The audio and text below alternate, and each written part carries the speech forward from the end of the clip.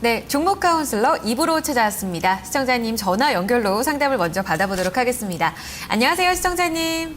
네, 안녕하세요. 네, 반갑습니다. 네, 네, 어떤 종목 저희가 도와드릴까요? 사이버 결제 한국. 한국 사이버 결제요. 네, 12,200원에 20%인데요. 11,200원에 20% 갖고 계세요. 매수하자마자 이렇게 떨어져갖고 시장이 안 좋아가지고. 네, 얼마 전에 좀 들어가신 거세요? 네, 알겠습니다. 좀 들어가실 때 단기적으로 생각하고 들어가셨나요?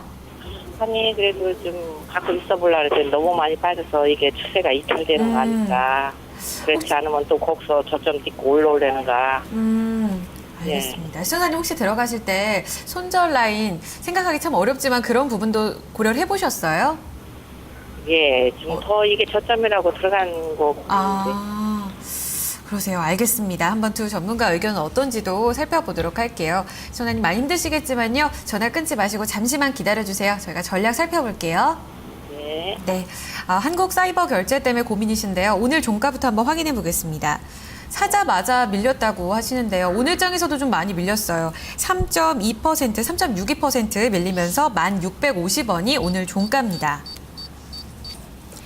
네, 자세하게 한번 살펴보도록 하겠습니다. 먼저 기본적인 측면부터 볼 텐데요. 정재용 부지점장님 한번 여쭤보도록 할게요. 일단 이 종목 결제주가 오를 땐 다 같이 우르르 오르고 또 빠질 땐도 다 빠지고 이런 흐름을 보여주고 있는데 사실 모바일 시장 그리고 이전에 소셜 커머스 시장이 커가면서 그때 많이 올랐었어요. 그때 나온 실적들 그리고 앞으로 전망은 또 어떤지도 많이 궁금한데 그 부분부터 먼저 살펴주세요.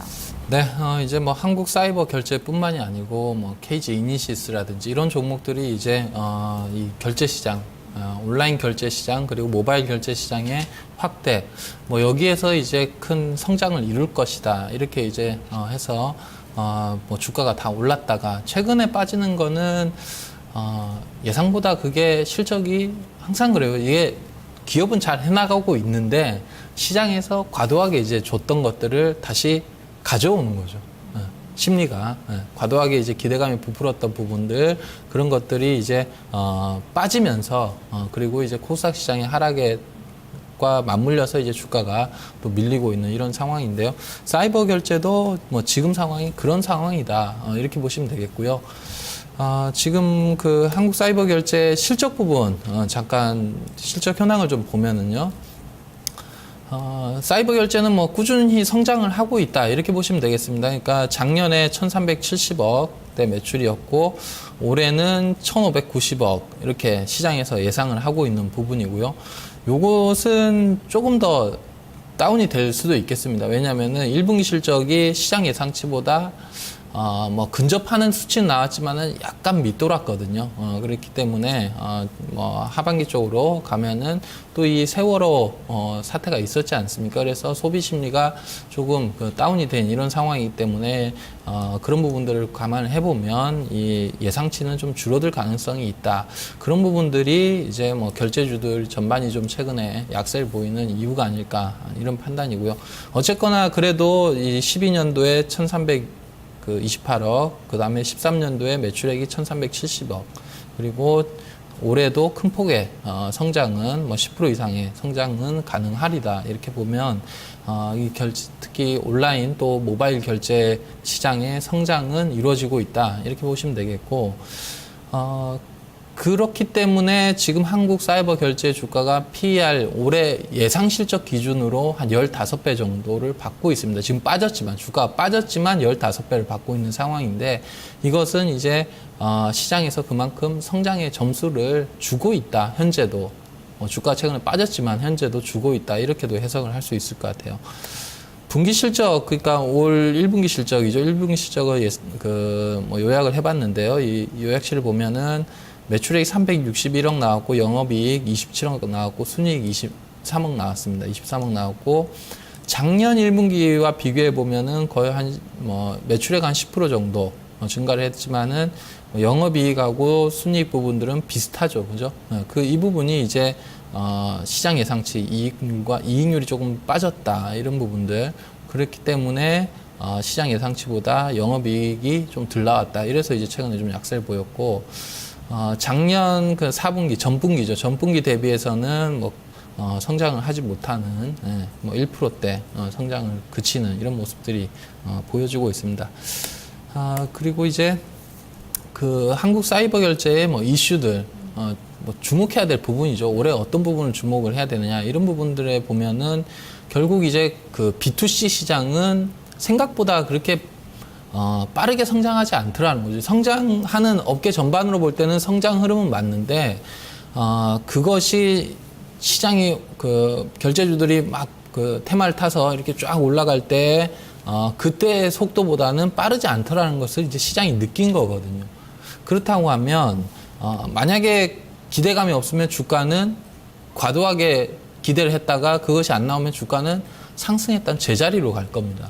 그렇다고 하면 지금 주가 수준에서 다시 반전을 시킬 수 있는 기대감은 B2B 시장이죠. 그러니까 B2B 시장은 올해 뭐 전년 대비 100% 성장하는 큰 폭의 성장을 기록할 것으로 판단이 되는데요. 물론 이제 B2C 시장과 비교를 해보면 상당히 작습니다. 규모가 작은데 그래도 올해 같은 경우는 이제 한 6,900억대. 그러니까 작년에가 뭐 한 3,000억, 3,400억 정도 시장이었다고 하면 올해는 6,900억대로 100% 성장해주면서 이쪽이 아무래도 그 B2 시장의 기대감을 그 빠진 부분들을 좀 채워주지 않을까. 여기서 채워준다고 하면 결제주들은 한 번 정도 또 상승 모멘텀이 생길 수 있다 이렇게 판단이 되고요. 그래서 이쪽 시장에 대한 기대감이 시장 실질적으로 이렇게 성장을 해주는지가 향후에 한국 사이버 결제의 주가에 좀 중요한 부분이 되겠다는 판단입니다. 이 B2B 결제 금액 그 한국 사이버 결제의 B2B 결제 금액 이 차트인데요. 차트를 보면은 지금 작년 4분기죠. 작년 4분기, 올 1분기 그리고 작년 1분기보다는 지금 올 1분기가 좀 더 많이 늘어나는 이 뭐 파란색 그 음영이 들어간 부분이라 보시면 되겠는데요. 좀 규모가 늘어나는 부분 그리고 올해 연간으로 보면 작년보다는 좀 큰 폭으로 증가는 예상하고 있죠. 이런 예상이 맞아 들어가야 된다. 그러니까 시장에서 이렇게 지금 우리가 주식시장에서 예측을 하고 있는데 실질적인 결제 시장에서 이렇게 나와준다고 하면 사이버 결제에 또 큰 힘이 되겠다. 이 부분은 뭐 앞으로 이제 지켜봐야 되는 부분이죠. 그래서 지켜봐야 되는 부분이기 때문에 당장의 한국 사이버 결제에 뭔가 이 그 주가를 움직일 만한 큰 모멘텀은 보이지 않고 있다. 근데 하반기 들어서 이쪽 시장이 정말 커지는데 시장 예상치 기대치만큼 커져주더라. 이러면은 이제 주가의 상승 모멘텀이 될 수 있겠죠. 그렇게 뭐 이렇게 한번 보시면 될 것 같습니다. 한국 사이버 결제 내용은요. 네. 일단은 기대치에 좋아졌지만 기대치에 부합하지 못했기 때문에 이렇게 좀 주가가 밀렸다라고 정리를 해주셨어요. 사실 이렇게 결제 시장이 점점 좋아질 것이다라는 전망도 이에 부합하지 않으면 정말 말씀대로 또 밀릴 수도 있는 거잖아요. 최근에 좀 더 걱정이 되는 건 외국인들이 계속해서 좀 매도에 나서고 있는 부분도 체크가 되고 있더라고요. 지금 시청자님께서 좀 기다려보자라고 말씀을 앞서서 부지점장님께서 해주셨는데 지금 시청자님께서는 들고 있어도 괜찮은지 이 부분을 가장 걱정하고 계시잖아요. 어떻게 가져갈까요? 저는 그렇게 봐요. 이제 지금은 그 들고 있을 상황이 아니라는 것이죠. 사이버 결제뿐만이 아니고 뭐 결제주들이 지금 예상보다 일단 안 좋게 나왔거든요. 그러니까 업황이 뭐 무슨 이런 세월호 충격이든 어쨌든 간에 그 올 초 혹은 작년에 예상했던 그 결제 시장의 성장이 그만큼 안 나와주니까 주가가 밀리고 있는 거고 거기에다 지금 코스닥 시장 분위기도 안 좋다. 시장이라도 좋으면은 주가의 변동성이 크지 않겠죠. 그러면은 뭐 이 말씀드린 대로 하반기 이런 B2B 시장을 겨냥을 한번 해봐서 한번 기다려 보겠다 이러는데 시장 자체도 지금 안 좋단 말이죠. 이게 그 기관들 외국인들 뭐 매물 쏟아내는 것이 오늘로 끝났다 이렇게 볼 수 없는 거 아니겠습니까? 그죠? 그렇게 된다고 하면 특히 주가는 하락 추세에서 마지막 국면에 변동성이 확 커진단 말이에요. 지금 그럴 수 있는 시기가 왔단 말이죠. 이게 오늘도 그런 모습이 나왔기 때문에 만약 지금 이 한국 사이버 결제가 모든 부분들이 상향으로 가리키고 있더라. 이렇게 하면은 지금 악조건에서 오히려 추가적으로 사거나 뭐 견뎌볼만 하겠지만은 모든 방향이 지금 상향으로 가리키고 있지는 않거든요. 실적 부분들은 예상치보다 조금 부진한 부분들. 예상치보다 더 잘 나와도 지금 이 기대감의 주가를 만들어 놨는데 예상치를 뭐 소폭 밑도는 부분들 이런 것들이 주가의 상승 방향으로 가리키고 있지는 않거든요. 그리고 이런 부분들을 볼 때에는 마냥 들고 가기에는 좀 부담스럽다 하는 위치다 이렇게 판단이 되고요. 차트를 보면서 매매 전략을 좀 말씀을 드리면 주가가 지금 이렇게 하락 흐름인데 9,000원까지도 밀릴 수 있어요. 코스닥 시장과 수급 동향에 따라 그냥 단지 내용이 안 변하고 그러니까 내용이 뭐 6월 달에 얼마나 변하겠습니까? 그죠? 지금 상황에서 얼마나 별로 안 변할 텐데도 수급 동향과 시장 상황에 따라서도 그것만 가지고도 한 9,000원까지 내려올 수 있단 말이에요. 그래서 지금 들고 있을 상황은 아니라는 것이고 반등이 나와도 지금 모멘텀 자체가 약하다면 단기적으로 보이는 모멘텀. 지금 2분기 실적 모멘텀도 상당히 기대치가 지금 떨어져 있거든요. 1분기를 보고 나서. 그래서 당분간은 주가가 크게 움직일 상황이 위쪽으로도 움직일 여력이 크지 않다 이렇게 보여지고요. 따라서 저는 목표가는 11,500원을 말씀을 드리도록 하겠고 손절가는 1,500원을 말씀을 드리는데 이 1,500원 같은 경우는 1,500원 밀리면은 10,000원까지 내려올 거고 10,000원 밀리면은 9,000원이란 말이죠. 이런 식으로 갈 수 있기 때문에 리스크 관리하는 차원에서 손절가를 1,500원을 제시하도록 하겠습니다. 종가상으로 이틀하면 손절로 대응하시는 게 좋겠습니다. 알겠습니다. 추가적인 하락 9,000원까지도 바라보고 있는 상황인데요. 시청자님, 네. 전략을 좀 이렇게 들어봤습니다.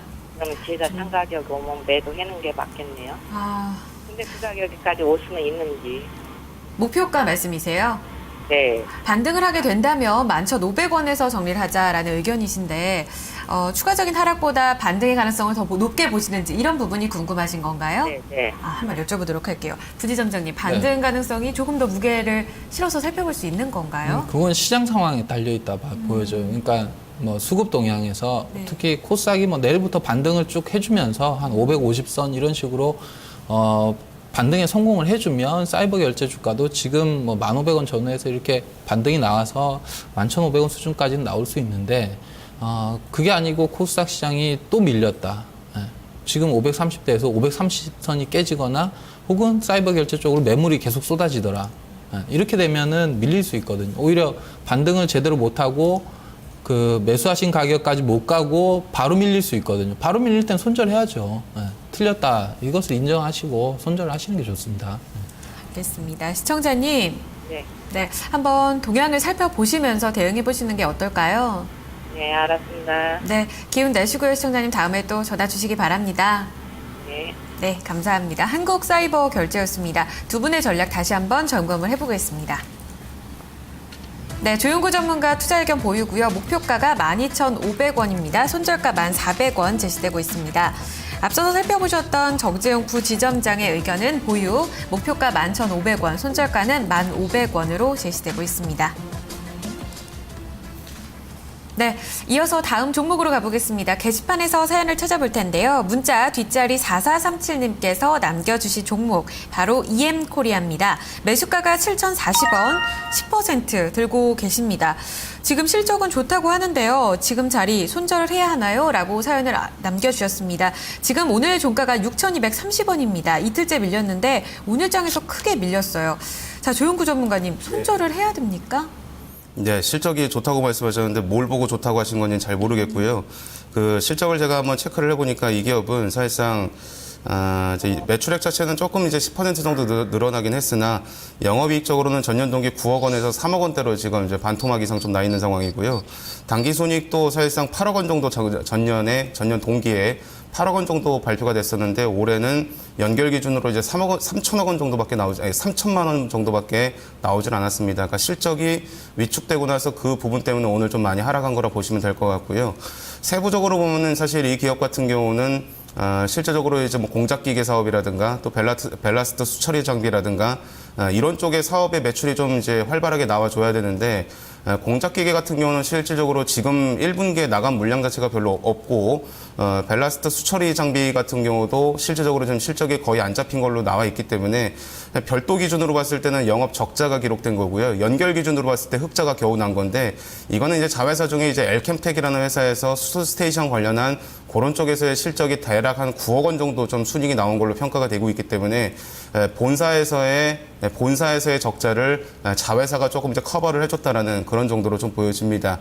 그리고 예전에 뭐 터널 굴착 장비라든가 이런 신규 사업들을 추진을 했으나 아직까지 성과가 없는 것으로 보여지고요. 그렇기 때문에 올해 같은 경우는 각종 이제 신규 사업들을 추진하는 데 있어서 이걸 확인하는 시기이지 올해 당장 실적이 잘 나올지 여부는 조금 의문스럽습니다. 공작기계 아무래도 비중이 좀 높다 보니까 공작기계 비중이 높다는 거는 아무래도 이제 뭐 신흥국가들이든 뭐 선진국가든 이쪽으로 나가는 물량이 많아야 되는데 지금 실제로 캐터필러 같은 경우도 실적 공작기계 사업 자체가 지금 크게 악화되고 있는 상황에서 EM코리아가 얼마나 잘 나갈 수 있을까에 대해서는 조금 의문입니다. 그래서 약간 올해는 실적이 잘 나온다기보다는 약간 좀 투자의 한 해라고 좀 이제 볼 수가 있겠고 기업 입장에서 그렇기 때문에 현재 시가총액을 커버해 줄 수 있을 만큼의 실적은 올해 당장은 나오기가 조금 어렵겠구나라고 보여집니다. 그래서 기술적 흐름상으로 봤을 때는 일단 기대감 때문에 분명히 예전부터 좀 많이 오르긴 했어요. 수소 스테이션, 밸라스트 수처리, 터널 굴착 장비의 국산화 이런 세 가지 모멘텀 가지고 올라왔는데 막상 이제 실적이 뚜껑을 열어보니까 실적이 좀 별 볼 일 없더라라고 하니까 주가가 밀리는 거고요. 만약에 이제 혹시라도 6,000원 선까지 깨지게 되면은 이거는 주가는 5,000원 선 초반까지도 내려가는 것까지도 예상을 하셔야 됩니다. 그래서 저는 6,000원이라는 가격을 좀 손절가로 말씀을 드리고 싶고 그래도 이제 시장 환경도 좀 괜찮아지고 지금 시장이 워낙에 안 좋으니까요. 만약에 기대치가 다시 부각이 돼서 기술적 반등이 7,000원 선까지 나오게 되면은 손실을 좀 줄이는 정도 수준에서 나가시는 게 좋지 않을까 그렇게 진단해드리겠습니다. 네. 손절가가 또 굉장히 중요하겠습니다. 6,000원으로 제시가 되고 있고요. 시청자님 지금 굉장히 좀 배신당한 느낌 드실 것 같아요. 실적이 확인을 해보셨는지 모르겠는데 좋지 않다라는 의견이 나왔습니다. 이 부분도 함께 참고를 해보시면서 전략을 좀 좋게 대응을 이어나가셨으면 좋겠습니다. EM코리아 전략 살펴봤습니다. 이어서 시청자님 전화 또 받아볼게요. 안녕하세요, 시청자님. 예, 안녕하세요. 반갑습니다. 네, 반갑습니다. 네. 어떤 종목 궁금하신가요? 아이고, 갑자기 생각이 안 나네. 녹십자세. 녹십자셀이요. 많이 갖고 네. 계신가 봐요, 시청자님 종목을. 아니요. 10%밖에 안 되는데. 네네. 10%요. 예, 잠깐 들어갔다가 조금만 벌고 나와야지 그랬는데 그냥 물려버렸어요. 요 텔레비 나올 때 4만 원까지는 간다고 그래갖고. 네. 그랬는데 자꾸 내려가기만 하네요. 시청자님 얼마에 들어가셨나요? 36,700원인가? 그런 것 같은데요. 네, 4만 원까지 기대를 하고 들어가셨는데 예. 장이 또 따라주지가 않네요. 좀 많이 밀리면서 예. 네, 지금 오늘 장에서도 좀 많이 밀린 상황인데 예. 어떤 부분 좀 중점적으로 저희가 살펴드릴까요? 자꾸 더 내려가면 어떡하나, 매도 시기를. 네네. 알겠습니다. 손절가도 사실 생각하고 싶지 않으시겠지만 이런 부분도 함께 체크를 해보고요. 반등한다면 어느 자리에서 나와야 될지도 한번 살펴볼게요. 시청자님 기운 내셨으면 좋겠습니다. 오늘 두 분 중에 어느 분의 의견을 들어볼까요?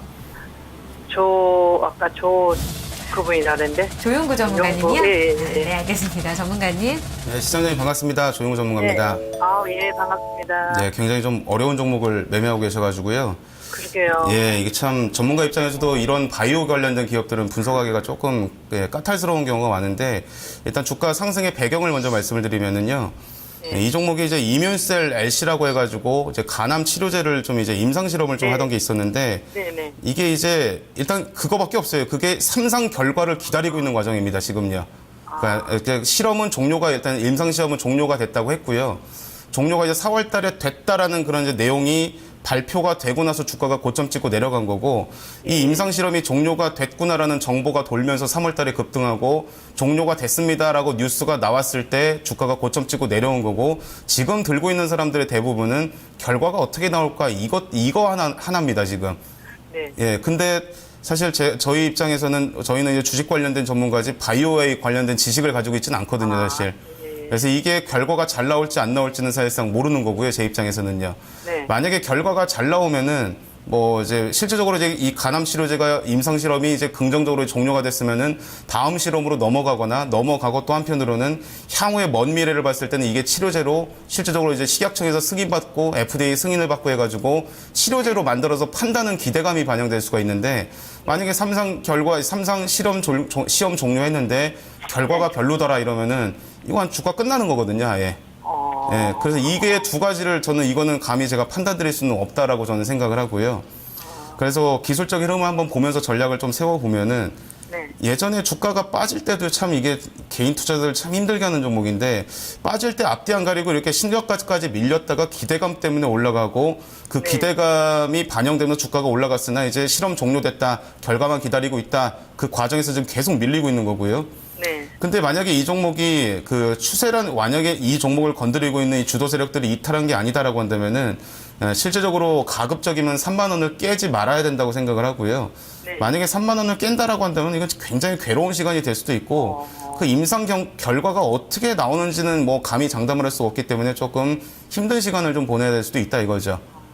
그래서 저는 이 종목을 접근하신 그 계기가 어떤 것 때문에 접근하신지는 모르겠습니다만 저는 일단 3만 원이라는 가격을 좀 이탈을 하면은 비중이 좀 많이 들어가신 게 아니기 때문에 일단은 조금 한번 끊어내시는 게 좋다라고 생각을 하고 만약에 3만 원 선을 벗어나지 않는 수준에서 좀 버티다가 혹시라도 한 3만 5천 원 선까지의 기술적 반등이 좀 빠르게 나오면은 손실을 좀 줄이는 정도 수준에서 일단은 좀 빠져나가시는 게 좋지 않을까. 그 이후에는 좀 안전한 종목, 좀 분석이 가능한 종목으로 들어가시는 게 좀 더 좋지 않을까 생각을 합니다.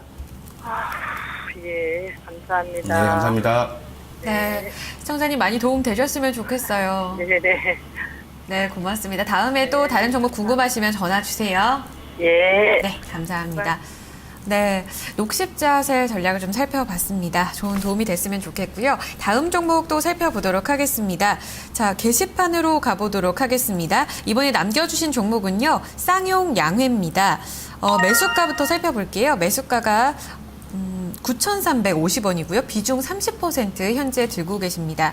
오늘 마감가부터 한번 살펴보면요. 잠시만요. 쌍용양회가 오늘 장에서는 3%나 밀리면서 9,690원에 마감이 됐습니다. 부지점장님, 제가 이렇게 시간을 끌었던 이유가 다른 시멘트 종목이 오늘 어땠나를 같이 좀 챙겨보면서 있었는데요. 이 쌍용양회가 특히나 좀 많이 빠진 흐름이 있었던 것 같아요. 뭐 한일시멘트나 현대시멘트는 다 좀 오르는 모습을 보였는데 유독 이렇게 빠졌던 이유와 더불어서 좀 전략을 어떻게 가져가야 될지 살펴주세요. 글쎄요, 오늘 뭐 쌍용양화의 개별적인 악재는 없었습니다. 개별적인 악재는 없었는데 이 시멘트 주들의 올해 들어서 상당히 강세를 보였거든요. 강세를 보인 이후에 최근 또 조정 국면에 진입을 해 있는 이런 상황이다 이렇게 보여지고요. 이 시멘트 주들의 이제 그 방향은 그러니까 주가의 상승 요인은 되게 단순하거든요. 딱 두 가지인데 시멘트 출하량이 증가를 하고 있느냐. 그러니까 판매량이 출하량이 증가를 한다는 거는 뭐 잘 팔린다는 거예요. 수요가 많아진다는 것이죠. 수요가 많아지느냐 하고 시멘트 가격이 올라가느냐. 이 두 가지예요. 시멘트 주가가 올라갈 수 있는 동력은. 근데 지금 차트 잠깐 보죠. 차트를 보면서 설명을 드리는 게 나을 것 같아요. 차트를 보면은 올 초부터 주가가 뭐 쭉 상승을 했습니다. 올 3월 달까지. 이때는 무슨 현상이 있었냐고 하면 시멘트 가격의 인상에 대한 기대감이 있었고요. 그리고 1, 2월 달, 이거 출하량은 매달 발표가 되거든요. 매달 발표가 되는데 출하량이 1, 2월 달이 전년 동기 대비했을 때 상당히 큰 폭으로 증가를 했어요. 그러니까 이제 시멘트 가격도 올라가면서 단가도 인상이 되면서 인상이 될 것이고 앞전에 이제 1, 2월 달에 인상이 될 것이고 출하량도 증가를 하니까 시멘트주들은 봄날이 온다. 주가 이제 상승할 수 있는 두 가지 요인이 다 상승 쪽으로 가리키고 있었던 것이죠. 근데 최근에 3월을 기점으로 해서 지금 이제 횡보국 국면에 주가가 들어오고 있는데 이때는 무슨 일이 벌어졌냐고 하면 시멘트 가격은 인상이 됐습니다. 시장이 예상한 대로 인상이 됐고요. 반면에 3월, 4월 달에 출하량이 예년보다 줄었어요. 소폭 줄었어요. 그러니까 이거는 시장에서 예상했던 게 아니거든요. 계속 1, 2월 달에 이렇게 주가 올라올 때는 3월, 4월, 5월 뭐 이렇게 이제 특히 봄 되면 성수기, 2분기 되면 성수기 쪽으로 진입을 하면서 출하량이 계속 증가를 할 것이다 봤는데 증가량이 주춤해 버린 것이죠. 그러니까 주가가 이제 횡보를 하고 있는 것이죠. 그래서 이 출하량이 증가 쪽으로 반전이 되기 전까지는 시멘트 주가는 횡보할 가능성이 크다는 것이죠. 지금 일단 가격 인상이 되었기 때문에 시장에서 기대하는 한 가지는 충족이 된 상황이고 두 가지 다 충족이 돼야 상승으로 가는데 출하량은 지금 오리무중이거든요. 지금 그 1, 2월 달에 상승세가 주춤하고 있는 이런 상황이기 때문에 당분간 이 쌍용양해를 비롯한 시멘트주들은 횡보 쪽이다 이렇게 보시는 게 맞을 것 같습니다. 그래서 9,000원에서 한 1,500원 정도의 주가는 횡보한다 이렇게 보시면 되겠고 이 구간에서 대응 전략은 단순하죠. 10,000원대에서 뭐 박스권 상단 쪽에서는 매도, 뭐 하단 쪽에서는 매수, 하향 돌파하면은 손절 이렇게 대응하시면 될 것 같고요. 그 가격 손절 가격은 8,800원 말씀드리도록 하겠고 차익 실현 목표가는 1,500원 말씀드리도록 하겠습니다. 네, 1,500원이요. 9,000원에서 10,000원대까지 박스권 흐름을 이어갈 가능성이 높다. 이 시멘트 출하량이 계속해서 좀 증가세를 보이는지 여부가 가장 주가의 관건이 될 것으로 보고 있습니다. 이런 부분을 함께 체크를 해보시면 좋을 것 같습니다. 2부 마지막 종목이었습니다. 쌍용 양해까지 살펴봤고요. 저희는 3부로 이어갈게요.